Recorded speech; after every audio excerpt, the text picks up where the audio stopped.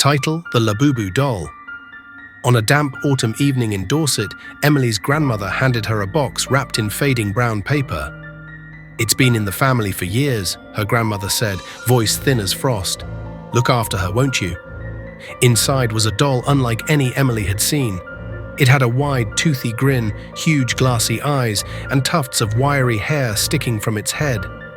The label sewn onto its worn dress read, "Labubu." Emily forced a smile.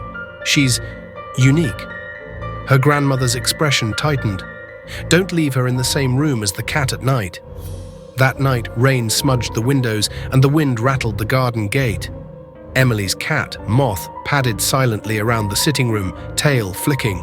The Labubu doll sat on the mantelpiece, eyes catching the lamplight in an unnatural way. Emily curled up on the sofa with a book, but the words swam.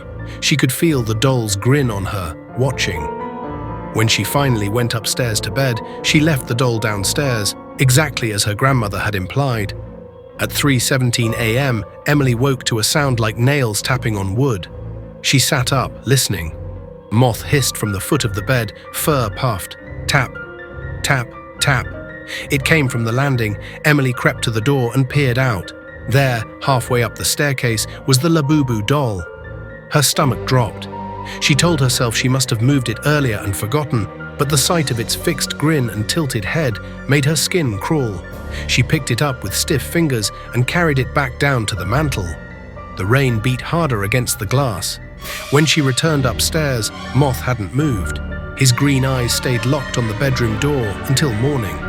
The next night, Emily placed the doll inside a cupboard in the study and locked the door. She made a cup of tea, tried to watch television, but every so often she thought she heard scratching from the study. She ignored it until Moth began to growl, not hiss, growl, low and feral, tail thrashing. Emily followed his gaze. The cupboard door stood wide open. The Labubu doll was gone. Her tea went cold in her hands. She searched the house, calling out in a shaky voice, telling herself it was ridiculous. She found it on her bed, propped against the pillows, grinning. By the third night, Emily was sleeping with the bedroom door locked and Moth curled tight against her. She awoke at 2:44 a.m. to the sound of something dragging slowly across the floorboards. Then, a soft thump against the door. Then another. Moth bolted under the bed. Emily's breath came fast. She gripped her phone but didn't dare call anyone. The thump stopped. Silence swelled in the darkness, thick and heavy.